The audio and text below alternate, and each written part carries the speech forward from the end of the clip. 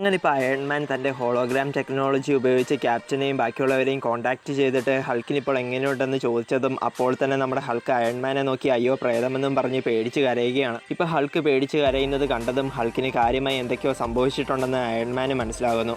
അന്നേരം തന്നെ നമ്മുടെ ക്യാപ്റ്റൻ അമേരിക്ക ഹൾക്കിൻ്റെ തലക്കിട്ട് വലിയൊരു അടി കിട്ടിയിട്ടുണ്ടെന്നും അത് കാരണം ഹൾക്കിൻ്റെ ഓർമ്മയെല്ലാം അടിച്ചു പോയെന്നും ലോകം അവസാനിക്കാൻ പോകുന്നു എന്നാണ് ഹൾക്ക് ഇപ്പോൾ പറഞ്ഞുകൊണ്ടിരിക്കുന്നതെന്നും അയൺമാനോട് പറയുകയാണ്. അപ്പോൾ തന്നെ ഹൾക്കിൻ്റെ ഓർമ്മ നമുക്ക് തിരിച്ചു കൊണ്ടുവരണമെന്നും അതുകൊണ്ട് ആദ്യം ഹൾക്കിനെ ഹൾക്കിൻ്റെ മുറിയിലേക്ക് കൊണ്ടുപോകാനും ചിലപ്പോൾ അവൻ്റെ മുറിയിൽ ചെല്ലുമ്പോൾ ഹൾക്കിന് ഓർമ്മയെല്ലാം തിരിച്ചു ലഭിക്കുമെന്നും അയൺമാൻ ബാക്കിയുള്ളവരോട് പറയുകയാണ്.